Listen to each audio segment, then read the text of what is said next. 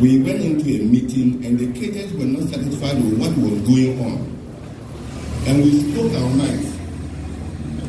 And the leadership was so angry that they pulled out guns. You know what we did? We all stood up and bared our chests and asked them to fire. We had learned that from J.J. Rawlings. And so we could face the police and tell them the truth with their weapons. And we didn't fear what would happen. We had truth on our side.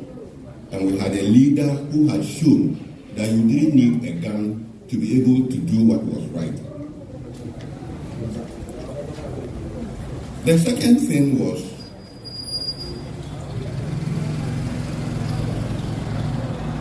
I talked about honesty. When we were kids, I remember I was working under somebody. He was my classmate in the middle school. But I left for the training college 2 years before he did. But he never went to university at all. But when we came out, when the revolution came, he was my boss. The next in command was a second school leaver. He was also my boss. The third in command was a second school leaver. He was also my boss. I was the only graduate among them. And in those days, we didn't have motorbikes as we have today. But we used to go to all the villages on behalf of the revolution. And anytime you went anywhere and you returned, you had to look for your boss, give him an oral report before you went to bed. Then the next day, you now put your report into writing. Kofiato is here, he was my boss at the national level. That my boss has passed on, may his soul rest in peace. He was called Fusin, we called him Fusin. One day we went to a village. I didn't know that there were villages in Ghana where no alcohol was sold. That day we went to that village and it rained and beat us mercilessly and were shivering. We were on a motorbike. So we went to a spot and asked, oh, can we get some narcotics here too? Was there something that would eat us up? And the people looked at us as if we were from planet Mars. We moved to the next point and asked. The same thing, from their facial expression, we knew there was a problem. So we asked somebody, don't they sell any acquisition in this village?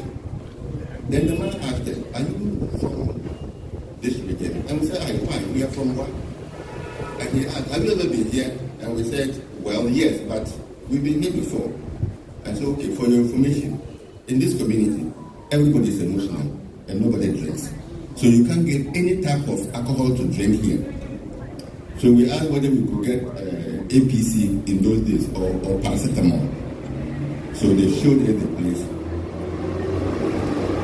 We went and got some water and drank so that our body temperature will at least rise. We got back to around 8 p.m. We didn't know where our boss was. And those days we didn't have telephones. So we were asking people, he went to this place, went there, he left some 30 minutes ago. Check this place. We spent over 2 hours looking for him. We finally got him. I won't tell you where we found him, but we got him and gave him a report before we could go back to our homes. I'm talking on the issue of discipline. He was our boss. Academically, he was lower than us. But we gave him that respect. And when he sent us, we went running. When we got back, we gave him the report. You know, respect is earned. It is not given. It doesn't matter who you are. If you show respect to people, they will return the respect to you. When they needed a deputy regional officer for their mobilization, it was this man who was my boss who recommended me. I'm saying this because today, that commodity is very, very deficient. We take a lot of things for granted, and we think that the world owes us something. As a party, let us learn to respect. Let us learn to be diligent in what we do. Many times when you go to functions, you see how unruly our people are. In the days of the revolution, you couldn't find that at all. When you went to a program, you knew where you were going to sit. Even if you were somebody respected, you knew where you would sit. Then they will call you and come and tell you, come and sit here, and you come and sit there. Today, when we go for programs, even national officers cannot get places to sit. Because some people will think that, oh, before you came into this party, I was there. Who are you? That was not what Jerry taught us. That wasn't at all. The other thing he taught us is modesty. When we went to Parliament in 1992, we were given 500 cedis. Those days we call it 5 million to buy a car. I'm sure those of you who are young who may not know this, but we're given 500 cedis and we could only buy second-hand cars. And more than 80% of us could only buy saloon cars. And you know, for the look of an MP, a saloon car will not be able to travel the distance, especially if you came from a rural area. So, one day we struck audience with our president as MPs.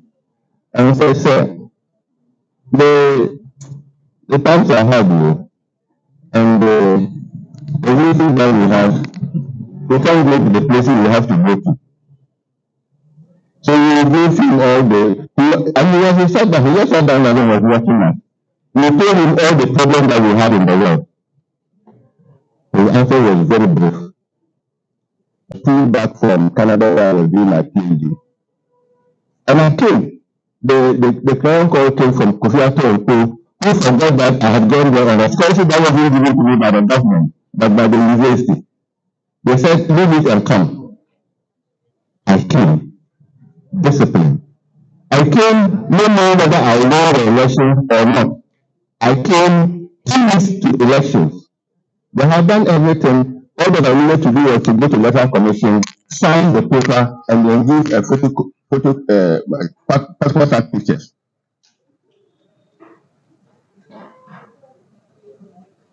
So today, people will come to, they want to become MPs or DCs because they want to make money. In those days, we campaigned on motorbikes and bicycles. I remember somebody lent me a car. The tires were as smooth as the skin of a snake. And when you are traveling, sometimes you have to mind the puncture several times before you get to your destination. It didn't bother us at all. We didn't have billboards. We didn't have all the things that people spent money on. And yet we campaigned and we won. Jerry had taught us that we didn't need the money to be able to accomplish what we could accomplish. And so we did it. Today, some people are scared to become MPs because they can't afford it. If you are going to stand as a candidate and you don't have resources on your own, and you don't have people who can support you, then forget it. Because even then, and I'm saying this because Jerry was still the chairman of the PNDC. And one expected that, oh, he will make money available for us to run the campaign. He didn't. He didn't spend money on people to campaign. You have to find your own resources and campaign. And that is how we did it. My conclusion is simple. Can we go back to the days of yesteryears, where selflessness, where discipline, where modesty, where fearlessness reign, as taught by the founder of the party? Can we go back to those days? Can we instill this principle in our people? Those of us who call ourselves kids then, we are now a dying breed. How can we pass on what we learned from our founder to the new breed of people who are coming in? For them to understand that truth was a bigger weapon than the gun. That modesty and fearlessness and discipline are things that can take you very, very far, very far. And so, coming from that background and being where I am today, my appeal to party people is that if we are able to go back to the beginning, June 4th, and the tenets of June 4th, and live by them, it will be extremely difficult for any party to wrest power away from us. Because Jerry himself said it. He said, you see, don't copy them, because you can't beat them at their own game. So, what he taught us, let us try to live by those principles. And if we do, we will reign until we are even tired of reigning in this country. We will go, our children will take over from us, their children will take over from us until we decide that, oh, we don't want it again, we are tired. Otherwise, we will not be here today eulogizing the man who started it all. I'm sure he didn't even know that he himself would come this far. I'm sure he might have felt that, look, this is true, let me go. If I die, that's the end.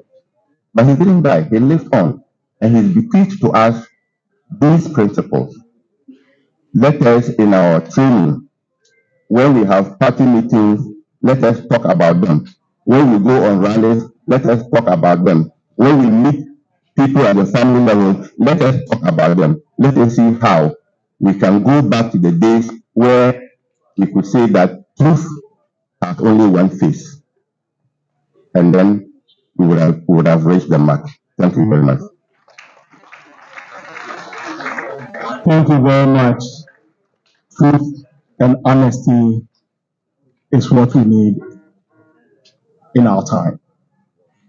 We are going to invite the last speaker, but before then, let me acknowledge the presence of Naval Captain Amenyo, who is here with us. Let's acknowledge your presence. Mr. Ato Daisy is here. Let's acknowledge your presence. Mark Ama Ato, Mr. Makamato, thank you very much.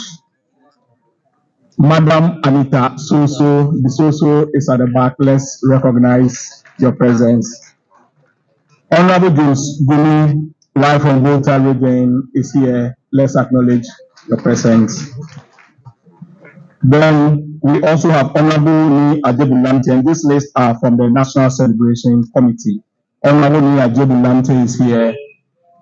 Nana PSA Anto is also here. Thank you very much. Toby Amadrake is also here. FNM Nyaku, aka Ziggy, is also here with us. Mr. Shine Gabriel is also here with us. I wouldn't spend my time, else I would have also told my story. And I know that because Honorable Kofi Ato is here, he will ask me that how old are you to come and tell the story. But in fact, this may be a joke, but in reality it happened. Back in Prempeh College, you know the revolution, our people in Ashanti region didn't like the zeal of the old man. So one day we were on the streets and there was a cleanup in Kumasi.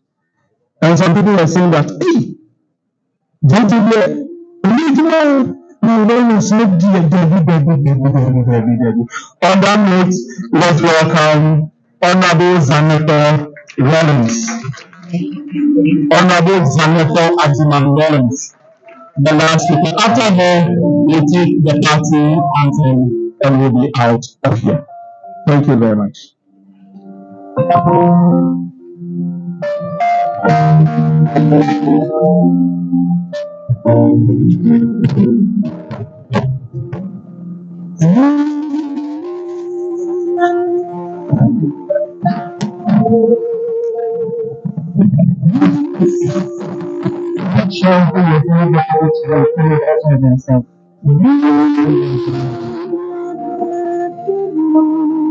said, I'm not sure who is more vertically challenged, Comrade Ato or myself, but I think today it's him, so.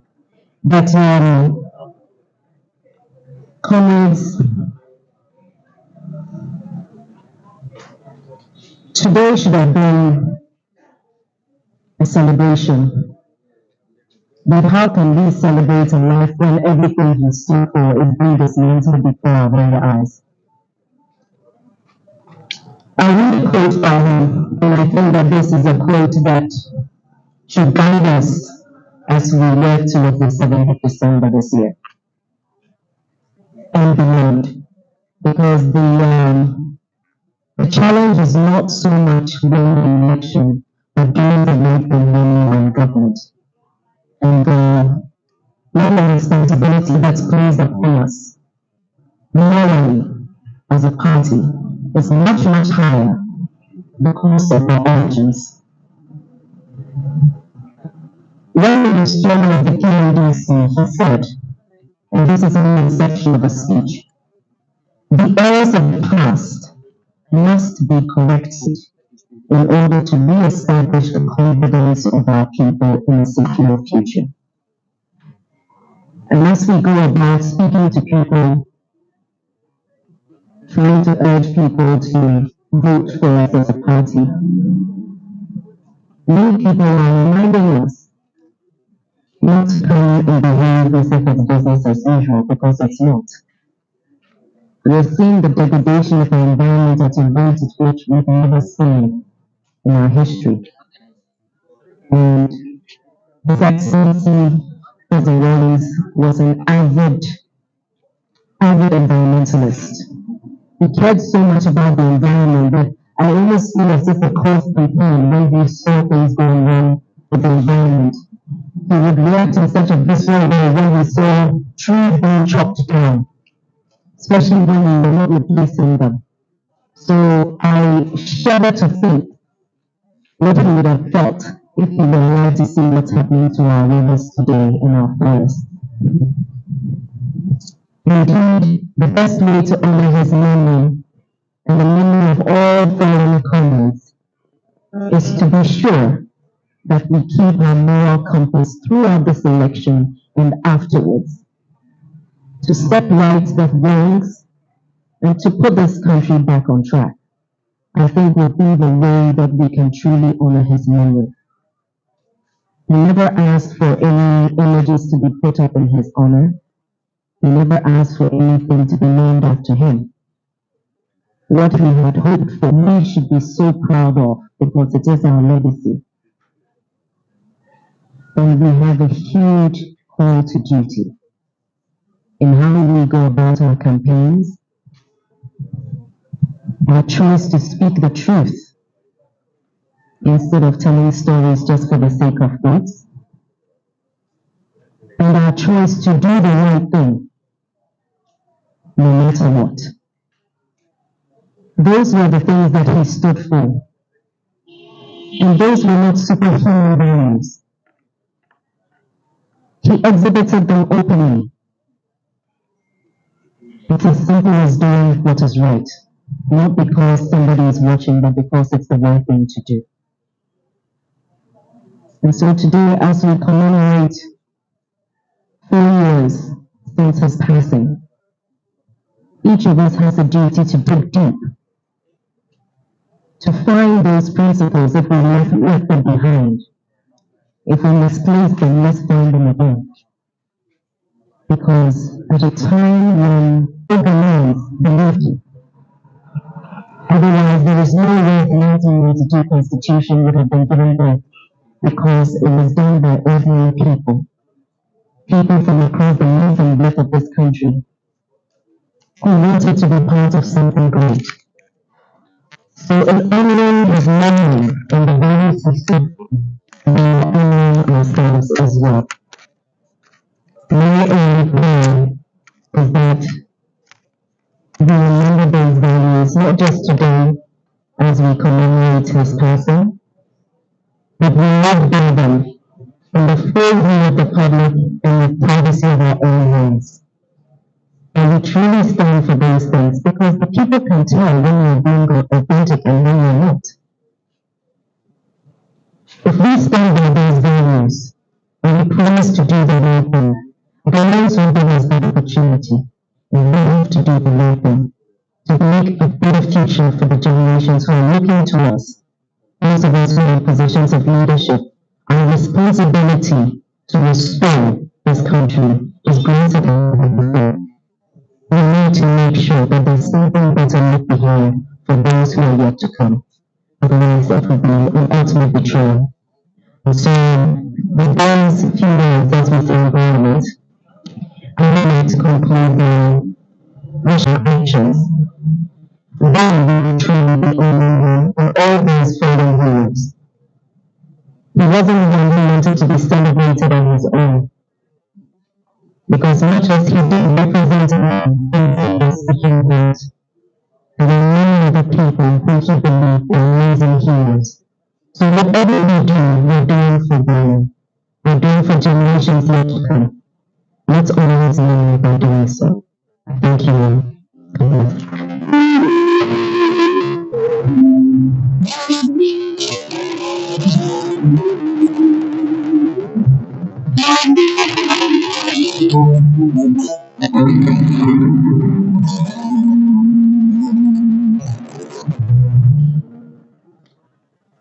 Let's be on our feet for the party anthem. After the party anthem, we'll take benediction from Reverend Abuche before we leave here.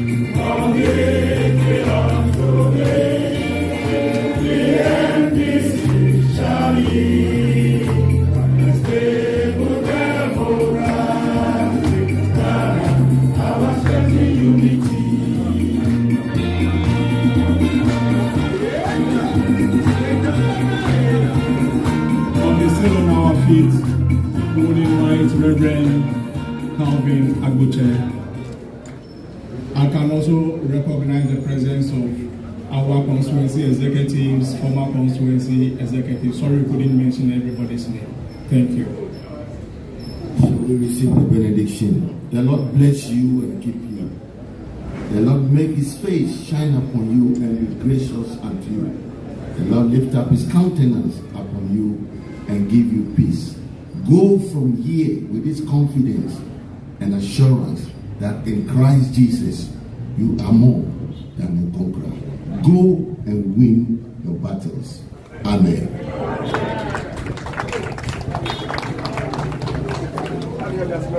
Thank you very much, and may the spirits of Accra be safe to all of us. Thank you.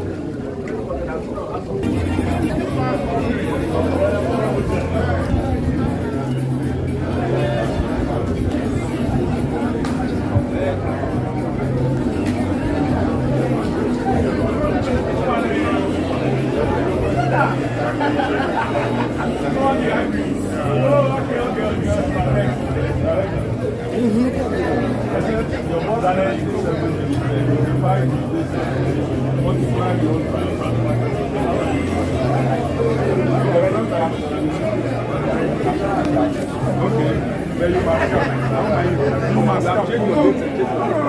you give us data. You give us data. We are preparing.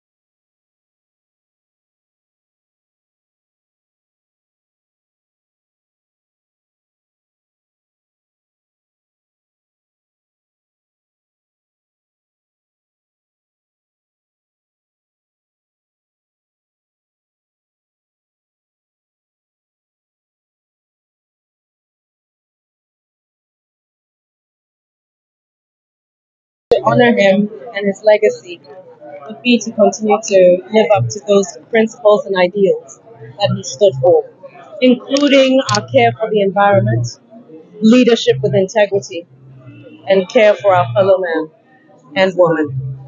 I think those were the basic pillars of everything he stood for.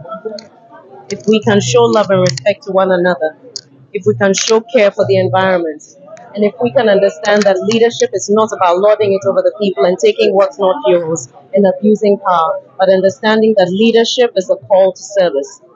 Understanding that as a leader, the expectation of integrity and proper servantship is higher than it is when you are just not in that position. And praying that not just myself, but everyone else who is aspiring to be in a position of leadership remembers that leadership with integrity does matter. Thank you. Thank you. Thank you.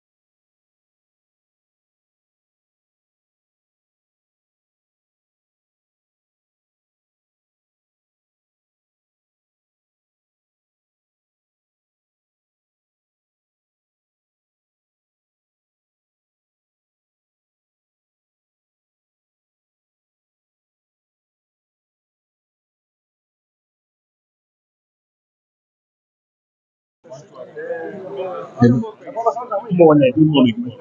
4 years remembering Chairman Rawlings. What are some of the fondest memories? Oh, the funnest memory of that. He was a great man and a great loss to the country. And I believe that he was a guiding light. And he was a beacon of hope and inspiration to a lot of people. And the light has not dimmed. I know we are going through difficult times, but the memory of Jerry Rawlings lives on, and lives on in the light of the hope and aspirations of the victory to come. He stood for a lot of things, but would you say we are currently following some of the things? I just said that it's very difficult, but so long as you have hope, we will triumph over the trials and tribulations that we face at this time. So how do we relive his life? He said in his heart by doing the things that he said we should do because they weren't wrong. They were good things. And I think that if we are honest, we have integrity, if we have respect for ourselves, and we have humility and modesty, this country will progress and we like ourselves and help push ourselves, the ones who are capable to be successful, then we'll get there, because Ghana is a wonderful country. Thank you very much.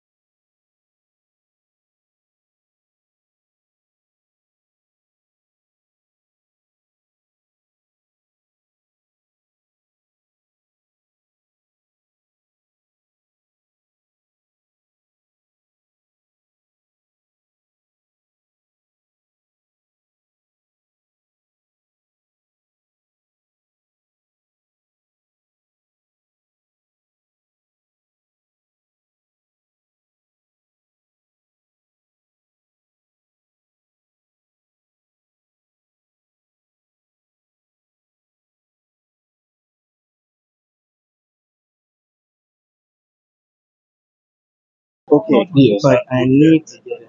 You need to. Yes, I need to get it.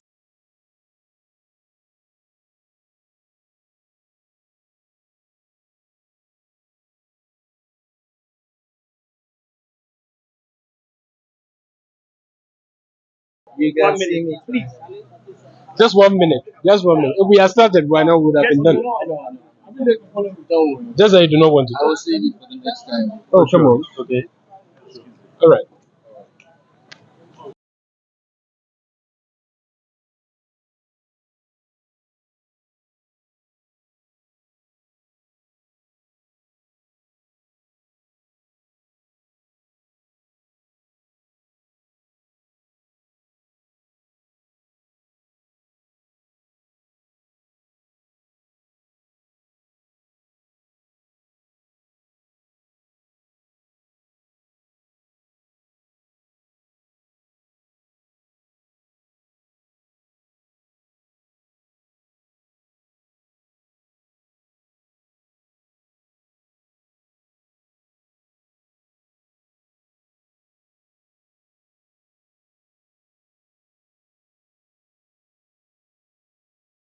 Uma mewɔ baabi a megyina ɛna mewɔ signal meyɛ was my message sɛ wɔ sɛ metoni down sɛ mobɛka edurummerɛ bi na problem kakra wɔ NDC party ɛne fada ntam nti yɛkɔyɛ I think June 4 for 31st program ɛma mekɔkotoe ɛwɔ n'anim ɛpa ne kyɛw sɛnea yɛayɛ bia ongyae ma ne nka because ɔyɛyɛ papa nokorɛ ni wogyae ma ne ka sɛ mohwɛ a Madina nso yɛyɛ program wɔ hɔ na yɛ mpanimfoɔ no bebree atu kwan na general mosquito ɛna port of emergency ɛna general mosquitoes emergency me na meyɛ vice chair ɛwɔ hɔ ansa na mɛkasa mekotoo n'anim ɛna mepaa ne kyɛw ɔno nso bɛgyina sɛ mbɛka sɛ she said I'm her father father ɔno ɔkeka nsɛm bi saa na afei ɔkɔɔ so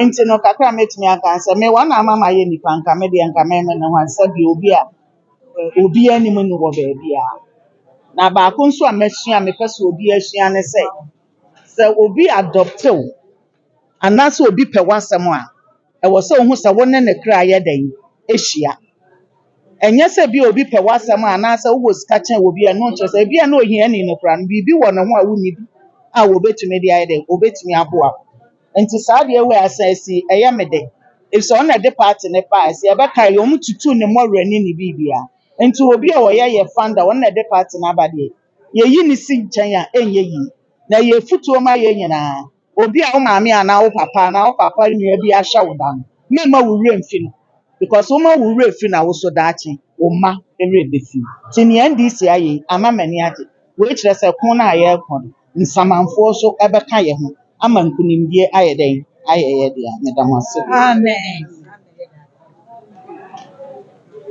Smith, I think it's okay. It's okay.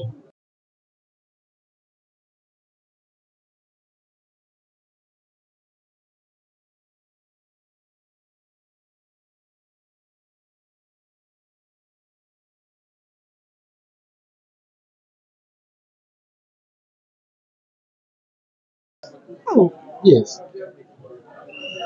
I'm not what's the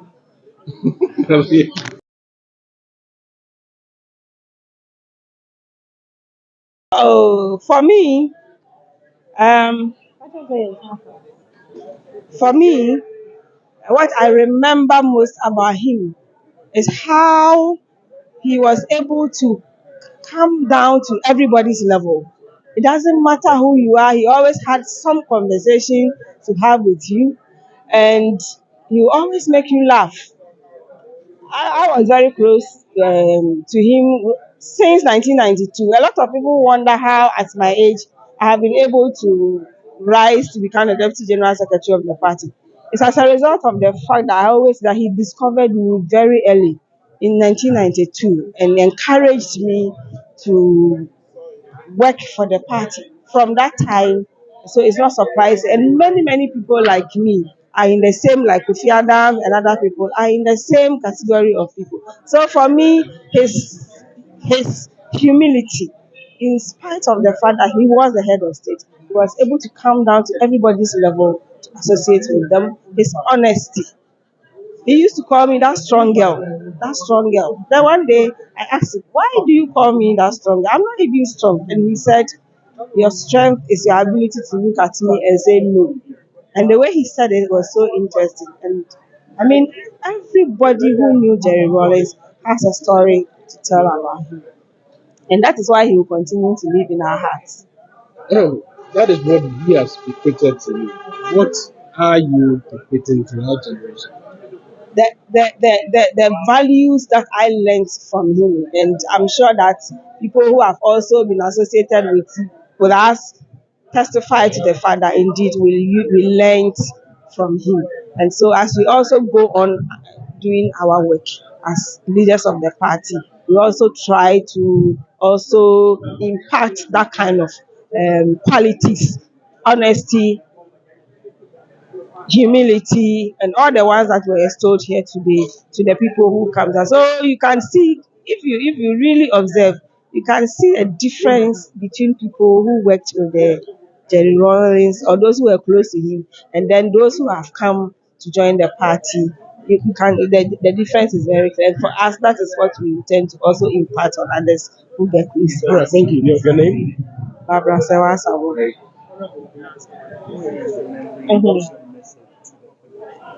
Okay, so I think that the greatest gift that we can give him is to win the 2024 election so that we can come back and right all the wrongs that have been done to this country, especially the ones that he stood for and sacrificed his life for. Thank you very much.